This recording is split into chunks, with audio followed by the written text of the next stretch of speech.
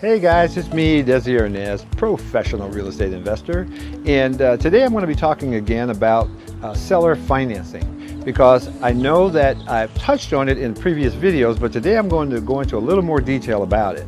There's a lot to learn about seller financing, but I want you guys to really understand the basics, because it creates opportunities for people that are trying to sell their home. It creates opportunities for people that maybe don't qualify for bank financing, and it also creates opportunity in the secondary market for guys like me that want to buy the long-term payment stream that is generated and created when this type of financing is put into place.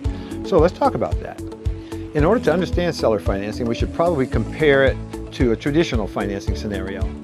Well, in a traditional financing scenario, here's what happens.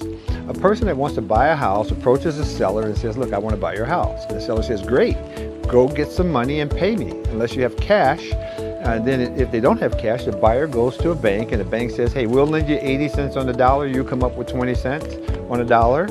And that's your down payment, 20%. And then, we can close this deal.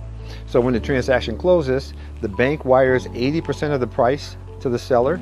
The buyer gives 20% of the price of the seller. Once the seller has his money, then he deeds the property over to that buyer. Now, once that buyer has a deed to the property, he is the legal owner of that property. And he is now obligated to repay the bank what he owes them plus interest. In order to protect their position, the banks will require that that buyer sign two documents. One is a promissory note, which the buyer signs, which basically says, I agree to pay you back the money that I owe you over the next 30 years.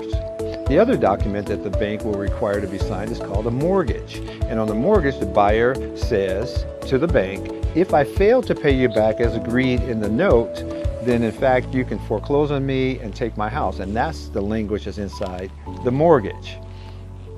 Well, when there's financing that's done without a bank, then the seller is the one that carries back that mortgage. And sometimes they use a mortgage document just like a bank, but most of the time the sellers use a different document. It's called a land contract or contract for deed. And in that instance, what happens is the seller says, I'm not going to transfer the deed to you until you've paid me in full. But in the meantime, I'll take your 20% down payment just like the bank was. And you can pay payments to me every month just like you were going to do to the bank. But I won't make you jump through all the hoops to qualify for the financing like the bank does. And the other thing that the seller will probably do, they'll probably sell the house for a little higher price than they would have sold it for under other types of financing. That's a benefit to the seller. Now, a benefit to the buyer is that they don't have to qualify for the financing like they would have had to do if they went to a bank. And so it's a big benefit for the buyer as well.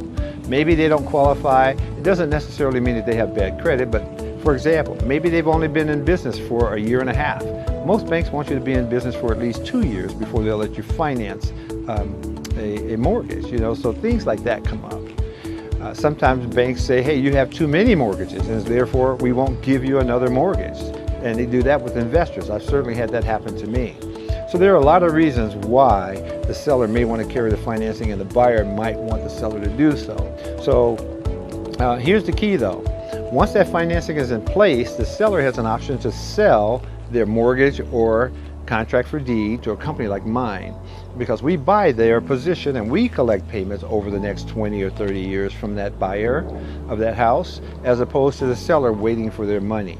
So if you can help someone put together a deal like that, where the seller is financing a transaction for the buyer, or if you own property that you're having trouble selling, that's an option for you to offer seller financing, and knowing that you can get cash out right away by calling me. I'll be happy to buy that mortgage from you, and I'll make you a cash offer, and we can usually close in 7 to 10 days.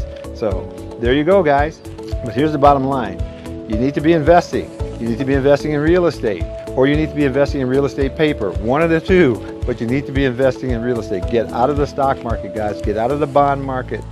Come here because it's safe, it's profitable, and you can also have cash flow too. So it's a wonderful way to invest.